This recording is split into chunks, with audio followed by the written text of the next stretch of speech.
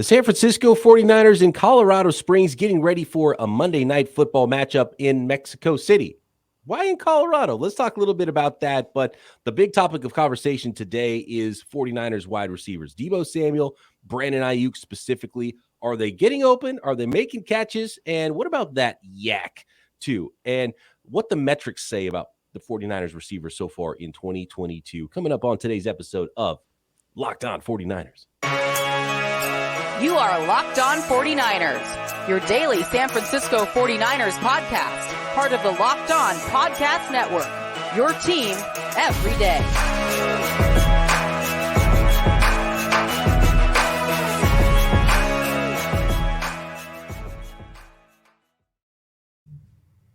Welcome to Locked On 49ers. Brian Peacock and Eric Crocker with you at BD Peacock at Eric_Crocker. Thanks for making us your first listen here on the Locked On Podcast Network, your team every day. Today's episode is brought to you by SimpliSafe Home Security with Fast Protect technology, exclusively from SimpliSafe. 24/7 monitoring agents capture evidence to accurately verify a threat for faster police response. There's no safe like SimpliSafe. Visit simplisafe.com/LockedOnNFL to learn more.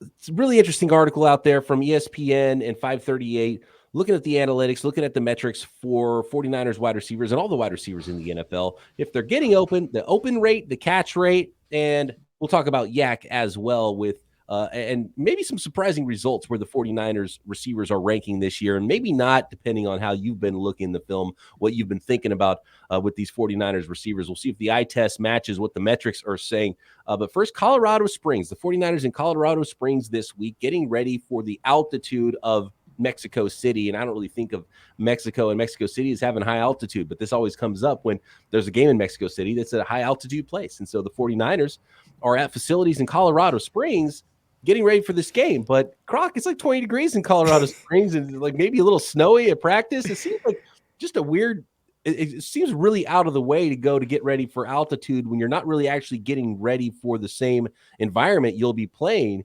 in Mexico City. Do you think it's a little bit odd that the Niners go all the way to Colorado City this week to get ready for that Mexico City game?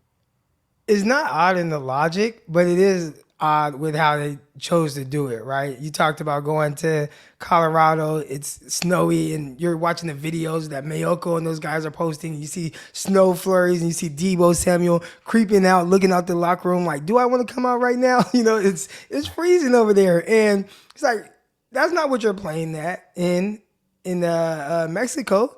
It's going to be much more ideal weather conditions. Now, the altitude the same, but do teams say, oh, man, we play against the Denver Broncos. Let's travel over here to prepare to go play in the altitude a mile high?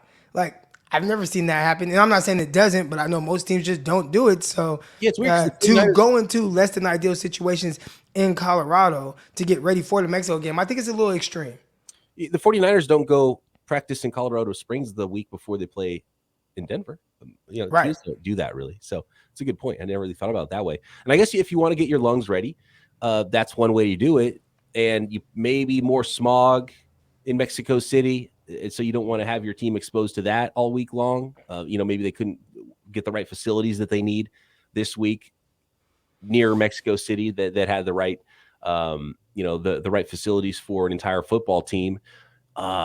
It is sort of weird though. It is sort of strange. 65 degrees or so kickoff though, not snowy, not 20 degrees like Colorado Springs is what the partly cloudy and 65 degrees or so at kickoff in Mexico City for Monday Night Football. So we'll see if it ends up working for the 49ers. The other thing you don't want is like to eat the wrong food, the wrong ceviche or something for some of these guys, yeah. Right? Like get a little, I was on KNBR with FP Santangelo. He called it Montezuma's revenge, right? You don't want your players dealing with that on Monday either too. So or throughout the week for practice. So maybe there's some of that angle, but yeah, I don't know. Where are the Cardinals practicing? As far as I know, at home. So why? It seems a little extreme. Now, as long as they win, that's all that matters. But the approach is it's just a little interesting. Yeah, I'd say.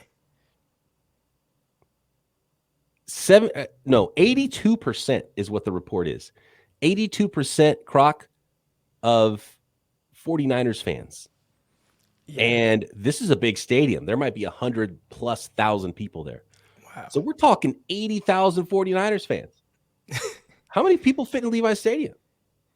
Not 80, probably like, if I had to guess off the top of my head, 75. This literally might be the most 49ers fans that the 49ers play in front of all year long in an away game. So if it's really 80+% 49ers fans and there's over 100,000 people there, wow, that's kind of a big advantage for the 49ers. I was kind of talking, we were joking with Alex Clancy on our crossover episode yesterday. We talked about how it's going to be another home game for the 49ers, but this is even more extreme than some of those LA games, if that's the case. So the Levi Stadium seats 68,500 people. Now, I believe that they can bring in bleachers for the open ends, and I think they did that for the playoff game I went to, the Packers game. I think they brought in some bleachers for the open ends, and that adds some people, but I mean, it doesn't add just thousands of more people. Yeah, it doesn't add 20,000 more people. Right, nah.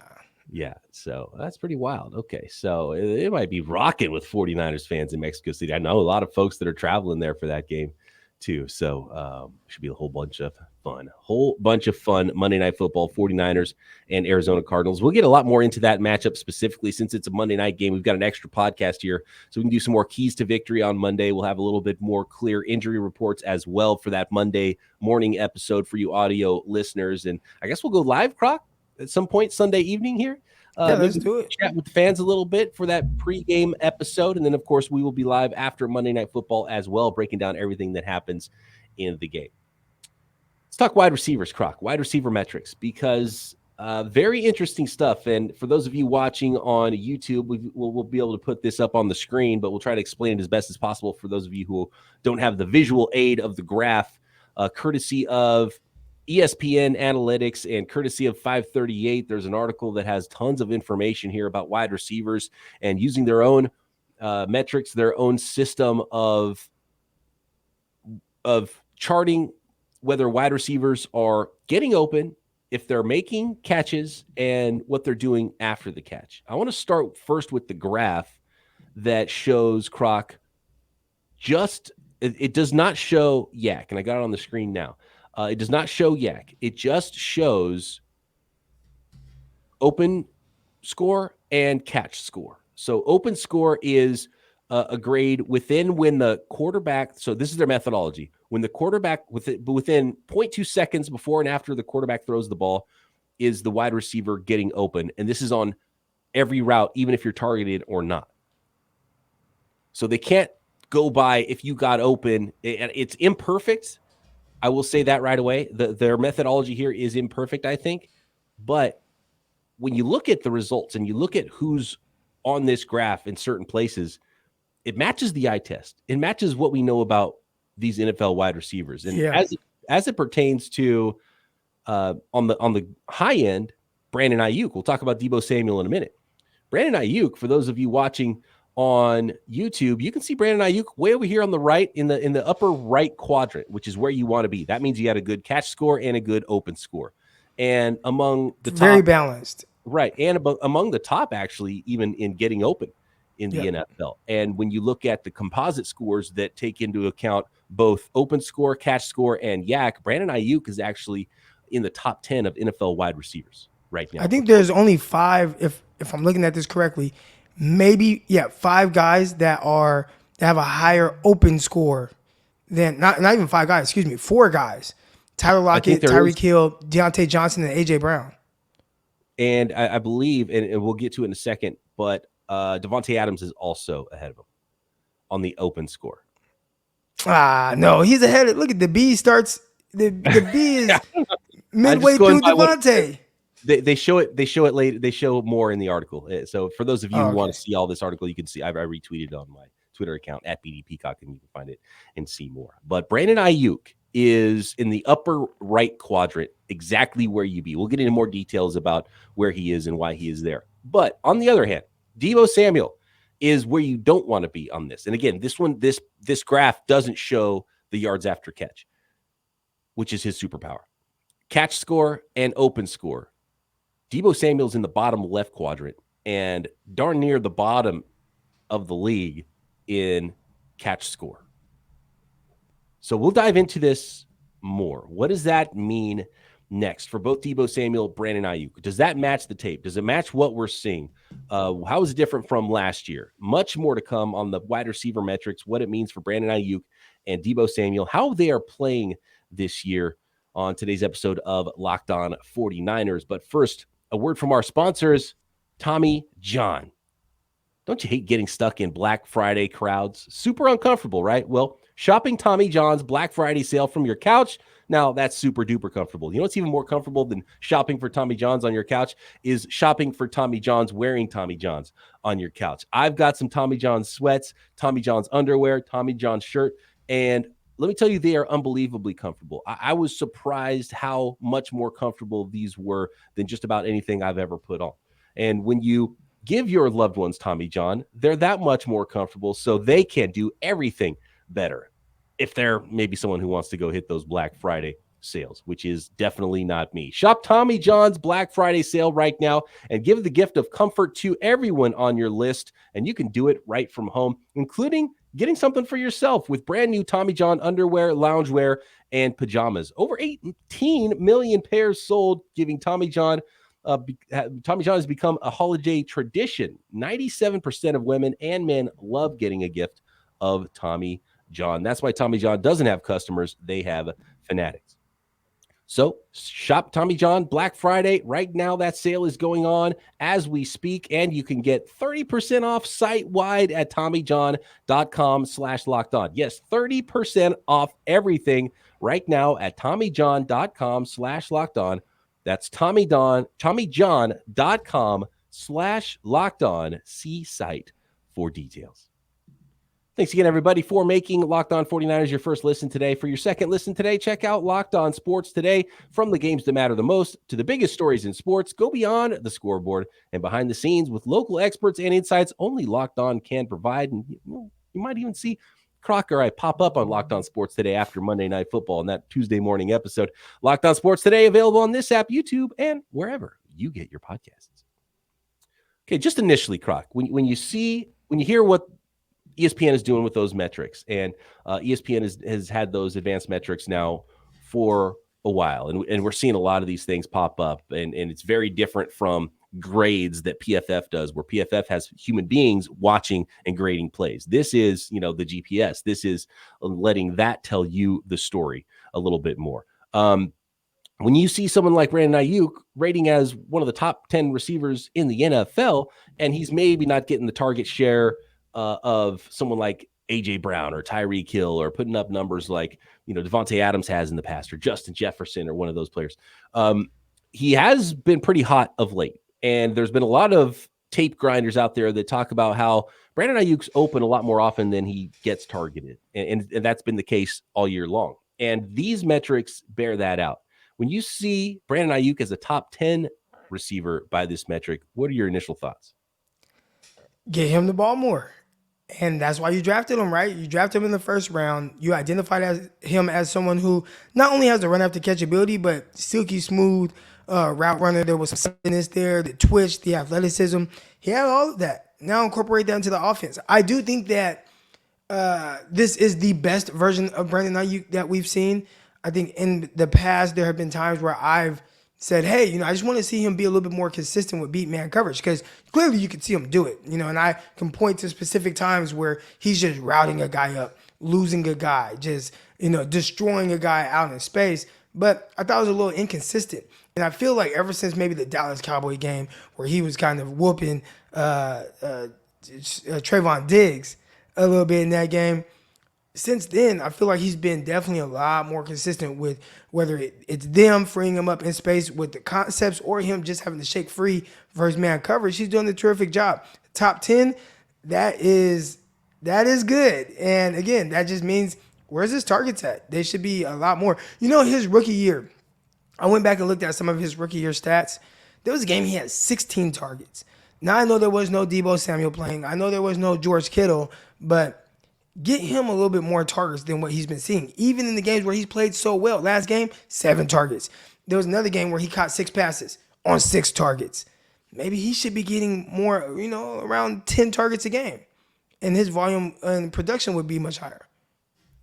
So Brandon Aiyuk, top 10 in this metric. I'm actually a little bit surprised his catch rate is that high because he hasn't been the best contested catch guy. He's gotten a little better. He's had a couple drops this year, but clearly it's been something that's still above average, but it's his open score that really stands out. Like you mentioned, Croc, there's only 5 guys that are ahead of him in the open score right now, with guys with 30 plus targets in the NFL this season, which is pretty phenomenal. So that means the dude's getting open, like, period. And you see it on tape. We've seen it a lot more recently in recent weeks, and he's doing a pretty good job of making catches on it as well. And he's getting after it after the catch a little bit. And I thought there'd be more actually after the catch from Brandon Aiyuk, just initially watching him before the draft and what he was as a rookie. I thought, there's going to be more there. And it goes to show you that you can't really compare anybody to Deebo Samuel, because Deebo Samuel is just so different as it comes to Yak. So maybe we need to cut Brandon Aiyuk a little bit of slack, because clearly he's doing something right. And his yards after catch actually look a lot better through this metric, because it's not just their methodology here is not for the yards after catch isn't just pure how much is he getting after catch. It's how much is he getting versus who else is on the field, where he's at versus what people usually get in those areas, right? Versus expected, not just total yards after catch. But like, he's actually ranking pretty well in yards after the catch. Maybe he just doesn't look as good because he's got other yak bros on his team like George Kittle and Deebo Samuel. So, who are a little bit more on the special side, which, yeah, again, Aiyuk has flashed that. I mean, one of his first games in his career playing against the Philadelphia Eagles, he caught a screen, bounced off a guy, jumped over another guy, ran into the end zone. And you're like, okay, more of that, please. Right, yeah. And you haven't seen that level of run after catch. Now, again, that is special, but again, drafted him first round. So you would like to see a little bit more of that because we know it's in him, not because it's like, oh, well, we just want to hold him to this certain standard or expectation. It's like your kids. Like, sometimes you see they're really good at something, but maybe they're not applying themselves. You're a little bit harder on them to get that out of them. And then eventually it gets out of them. And maybe that's what Kyle has done when putting him in the doghouse early last year, where he was killing everybody in training camp. And then all of a sudden he's in the doghouse to start the season in 2021. Kyle just feels like, hey, we can get more out of him. And I think right now they are. So top 10 for Brandon Aiyuk in the composite rankings, again, that factor in 3 things: open rate, catch rate, and yak rate. George Kittle's down at around 30 in the NFL if you include tight ends, and including wide receivers and tight ends with 30-plus targets. Deebo Samuel, even including yak, is all the way down just barely in the top 50. He is 47, tied for 47th overall. And that is because and we'll throw that on the screen one more time for you, and then I've got something else to throw on the screen. But Deebo Samuel, his catch rate is, and like Jerry Jeudy's below him. Cortland Sutton is below him. There might be just a couple of other guys that are below him from the starting wide receivers in the NFL.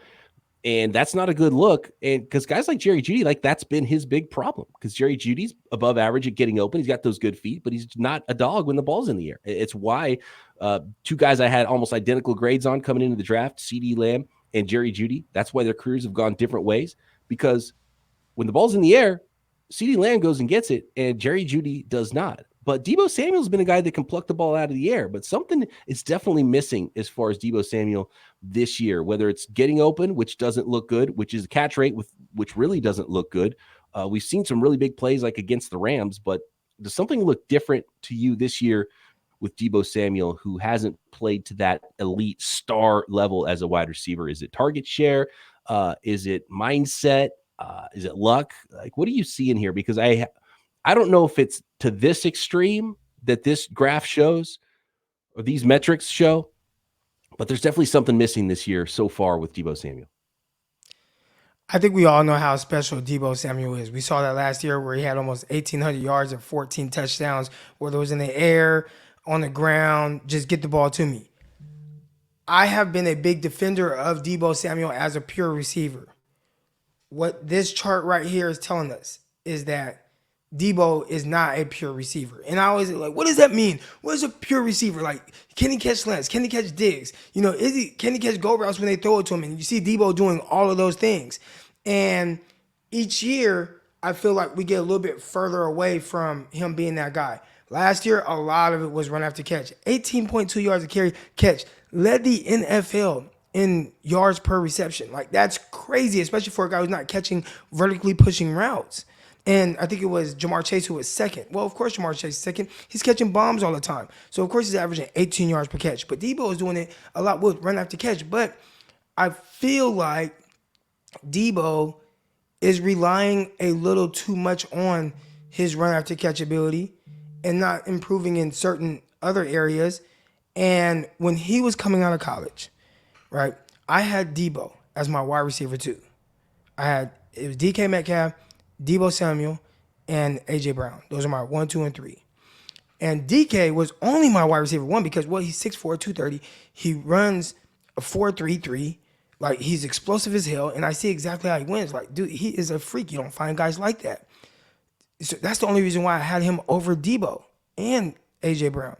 So when I looked at Deebo, it wasn't, I like Deebo as my wide receiver 1 or wide receiver 2 because he's this, just run after catch, get the ball in his hands. It was like, no, he is a legit receiver. He had nice wiggle. He had nice releases. He was very fluid. He had nice change of pace in route. He was winning on all his routes. He could win on comebacks. He could win on digs, slants. It was an overall game. He ran this beautiful whip route in the Senior Bowl on the goal line, just destroying guys. Like, he was a very well-rounded receiver. And I feel like each year we're getting a little bit further away from that. And I think each year Kyle Shanahan is getting a little bit further away from that being his usage. And I remember his rookie year, see him come in and people question his route running. And I'm like, dude, look at this route. Look how he destroyed this guy. He's running routes. Well, we don't see that anymore. So, again, he is a pure run-after-catch guy, probably the best in the league. But he's kind of leaning a little bit more towards what people say about him, which is not a pure receiver. And I always question what that means, but I think he's trending more towards what exactly they're saying. Still can be special. Still is that special guy. But I think when he said, and this was kind of a red flag a little bit on Deebo, when he said, they asked him if you study other receivers, if you watch other guys, Cooper Kupp, Adam, whatever. And he said, I don't watch those guys. And it was kind of the way he said it, but I don't watch those guys. Like, why would I? They're not like me. Nobody in this league is like me. So why would I watch them? And I feel like that was kind of like, I think you're selling yourself a little short, Deebo. You got all this great ability, and you're not fully tapping into it every offseason. And I think that's what, when you start seeing guys kind of go in different directions, and now we got to lean so heavily on a certain aspect of his game, I think that makes it tough for him to consistently be as productive as we've seen him be in the past. I think it's Kyle Shanahan himself that says if you're not getting better, you're getting worse, right? And so what does Deebo want to be? Because he's way too talented to even if the metric is unfair to him, he's too talented to be anywhere near that lower left quadrant of that graph. But there's something that graph does not show, which is just happens to be Deebo Samuel's superpower. So on the positive side of things for Deebo Samuel, I'm going to show you something else in just a minute where he really, really shines, and it is not even close. And what about the 49ers defensive tackle situation? Ndamukong Suh no longer on the market. Did the 49ers maybe miss an opportunity to add a player on the interior of their defensive line with all the injuries there that could have helped them out down the stretch? We'll get to that next. BetOnline.net is your number one source for sports betting information, stats, news, and analysis. Get the latest odds and trends for every professional and amateur league out there. From football to basketball to soccer, esports, we've got it all at betonline.net. You want to look for 49ers Super Bowl odds? They're currently fourth in the entire NFL after the Bills, the Chiefs, and the Eagles.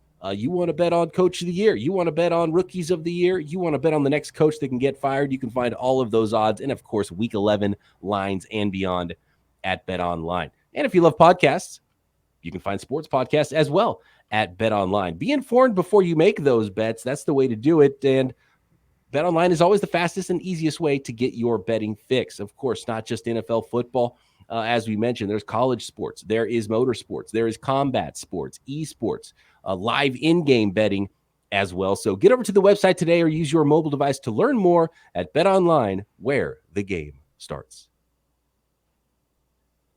So looking back, Croc, at some of these metrics and focusing a little bit more on the missing metric from that graph that we put up on the screen a little bit ago, that has Deebo Samuel in the wrong part of the lower left quadrant and has Brandon Aiyuk in the good part, the upper right quadrant, which is above average in both open score and catch score. On that graph does not show yards after catch, and that is clearly Deebo Samuel's superpower. When you look at some of the metrics and some of the numbers, like scoring for example, the catch metric, making the catch. Tyler Lockett actually leads this year with an 89. I think the only player we've seen that's in the 90s on any of these other catch or getting open metrics is A.J. Brown is a 93 at getting open. Last year, Deebo Samuel was a 99 at yards after the catch, and nobody even close. And again, Deebo Samuel leads the NFL. Actually, the last time someone not named Deebo Samuel led, it was 2 years ago, 2020, it was actually A.J. Brown. So you want to talk about a well-rounded wide receiver? A.J. Brown's getting open. He's making catches, and he's making people miss after the catch. Like, it's A.J. Like, it's pretty clear right now. It's A.J. Brown, Tyreek Hill, and Justin Jefferson. Like, those are the three best wide receivers in the NFL. And I think there's a kind of a sizable gap after those three guys. It's pretty crazy what those dudes are doing. But looking at those three metrics, getting open, making the catch, and yards after catch. And I'm going to put it up on the screen in a minute to just show you where Deebo Samuel is right now and how much of a superpower that is, and why being the wide back that he is something that's still super valuable, even if he's not the best at getting open, the best at securing the catch, even though we've seen him be really good at both of those things too. Maybe it's not happening for him this year, but check out this. So looking at this graph from 538, to the right is the best, to the left is less. And you look at the getting open metric, A.J. Brown's number one. He's got a 93 in that. Deontay Johnson, 89. Tyler Lockett, Tyreek Hill, Devontae Adams, those are the top five at getting open. At securing the catch, you've got Tyler Lockett, who's got to be one of the most underrated players over the course of his career. He's having a fantastic year this year.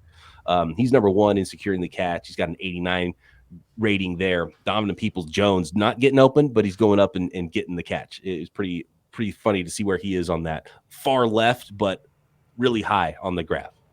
Stephon Diggs, not a surprise there. Tyreek Hill, Justin Jefferson, not a surprise seeing those guys. But look at the yards after the catch. Look how far ahead Deebo Samuel is versus everybody else in the NFL. Like, that's how different Deebo Samuel is. That's how freaky this guy is, right? And so just the wide back stuff, just the yards after the catch, which is special. But you're right, Croc. Like, we've seen it. We've seen him go up and pull the ball down in a crowd too. Maybe the over-the-shoulder catch stuff might not be necessarily Deebo Samuel's thing, but as far as getting open and making catches, he's not bad there. And I think we've seen it this year that there has been something missing, and maybe these metrics. And look, you could maybe have a problem with some of this stuff and some of these metrics, but it's not like the other stuff sounds wrong, right? So I don't think there's necessarily something hugely wrong with some of these metrics. And I think Deebo Samuel can be a lot better, but I wanted to make sure I showed this just because you could see the sizable gap between Deebo Samuel and everybody else, like Jamar Chase and A.J. Brown, who's also really good after the catch, and Terry McLaurin in the NFL. Like, it's pretty comical. It's a huge gap. It's pretty comical to see how far apart Deebo Samuel is. And Deebo Samuel's grade this year in yards after the catch is 80. Last year he was 99, so he's even that much farther ahead of everybody else. Yeah. And Kyle's leaning on that, but I feel like there's a scenario, and again, this is just me I talk about like my kids, right? They can do a little bit better, and I think Deebo, he's leaving some meat on his bone right now, and I feel like it's by choice and kind of limiting himself. My son, one of my boys, right, D, and they're different, right? My boys are completely different. D loves sports, all that. Goes to school because he has to, because he wants to play sports. Juice wants to get straight A's. Well, I hold D to the same standard. Like, dude, you can get better grades. He's like, I'm not as smart as Juice. I'm like, dude, yes, you are. You just choose not to be. And I think that's Deebo Samuel right now, where it's like, dude, you can be the best receiver in the NFL. The best. A lot of guys can't say that. There are guys that are just going to be good. Eric Crocker was never going to be the best at anything in the NFL, right? Deebo Samuel, you can be the best, or at least mentioned in the top 3. And right now, people were making arguments for him being in the top 5. I think this year, we haven't, again, we're getting further and further away from what he was coming out as a prospect. Do you see that, or am I tripping? You're not tripping at all. Some people have pointed to the contract. You get paid, and maybe you don't have as much motivation as you would have had. We see it a lot in the NFL where contract year guys have their best year. We saw it with Deebo Samuel last year. Deebo Samuel was for sure top 5 wide receiver in the NFL, and I don't care what metrics he had. And Deebo Samuel still has all that talent, and we saw him single-handedly go make plays against the Los Angeles Rams earlier this year, but we've just seen less of those plays this year. He's got less of a target share, and now Christian McCaffrey's in town and kind of runs in a similar area of the field. Will we not see the usage be there for Deebo Samuel? Because if Deebo Samuel's not going to get the target share and he's not going to be that dude, then I don't know if I don't know if the money he's getting paid is going to be worth it. Well, I don't think it's so much about the money because, again, last year is when he said the whole, I don't watch those dudes. You know, they don't do what I do. They can't do what I do. Nobody in the league is like me. Yeah. So he said that before he got paid. So he's been feeling like that, which, again, he does have a very unique skill set. He does. He's not wrong when he says that. He isn't wrong, but he's selling himself as just that. Right. And I'm like, dude, I watched you coming out. You're more than just that. You're more than just, I got to win because I got to catch a slant. Man, he was doing it all at South Carolina. If you need a refresher, go back to South Carolina and just watch Deebo Samuel. And he was a slant god. So he's still that. But he's catching go routes. He's catching fades. He's catching posts. One hand. He has a play on Emmanuel Mosley where he just jumps over Emmanuel Mosley and takes it away from him when Mosley was at Tennessee. Mm-hmm. I mean, those are the things that he was doing consistently. I mean, oh gosh, I remember watching him against Clemson. Oh my gosh. If you told me right now he had 300 yards, I'd believe you. And I think, leaving a little meat on the bone. And we love you, Deebo. We love you, Deebo. We just know there's another version to what we're seeing right now. And it could just be target share, like you said, and maybe that's something that he's dealing with, internally. Maybe could be frustrated. I don't think so. He seems to be a great team player. But yeah, and look, this is a small sample thing. This is a group of games in the first half of one season. The what that chart would look like for the second half of the season only, probably completely different, right? With some exceptions. Justin Jefferson is going to be in the upper right. AJ Brown and Tyreek Hill are going to be in the upper right. Can we get Brandon Aiyuk and Deebo Samuel both in the upper right at the same time? Right, that's what we want to see. Do the 49ers have enough money for that? Yeah. Well, that's another topic. You kind of want Aiyuk to calm down a little. Hey, chill out, Aiyuk. That is definitely another topic of conversation. That if we had if we had another hour to go, that would be the next talking point. Just real quick, Croc, because today the Philadelphia Eagles signed Ndamukong Suh to a contract. Eagles clearly going for it. Their run defense is one of the weaknesses they had on that team. Like the Philadelphia Eagles right now are pretty scary, and they don't want to get run on anymore. The 49ers with Javon Kinlaw, who knows what it's going to look like with him. When are we going to get Eric Armstead back in the interior? And Ndamukong Suh is a player that a lot of 49ers fans had been clamoring for to sign. He is now no longer available. He is not on the market. Do you think the 49ers missed an opportunity to really shore up their defensive interior with all the injuries they have this year? Definitely. I think with Armstead, I maybe didn't know the significance of his injury, but now it's both feet. Will he play? And, talking to Coach Desi, she's talked to us a little bit about Kinlaw's injuries and what's kind of going on. That's something he's going to always deal with. Will he play? So you just don't know. And I feel like with so much up in the air with their health and where they're at with those guys, large, massive humans with lower body injuries, why not bring in somebody who, at the very least, he might do some dirty stuff here and there, but we know he's going to bring it every game, right? He doesn't turn that intensity off, and he might be somewhat a shell of what Suh was, right? Like All-Pro, Pro Bowl Suh, but still can be somebody who can plug up the middle on rundowns, especially if you want to run more too high and be bigger in the middle there. And you're missing that with not having Kinlaw. and it would be nice to have at least another, legit rotation guy, or just someone that you play on only rundowns. Right. Yeah. And then because you have guys like a Minahu and you have a rotation, you have some other guys that can fill in. But at this point, it's looking worse and worse that you haven't gotten Eric Armstead back, and the Kinlaw stuff. I don't know if he'll ever really play much again. Right. He gotta play, man. He's gotta play. It's tough. So we'll see. Ndamukong Suh no longer available. We've got more coming up next week, or actually Sunday. We'll go a little bit live on Sunday evening, probably before Sunday Night Football. I think is a good time to do it. Croc, is that a good time for you? You want to go after Sunday Night Football? After? We can go after.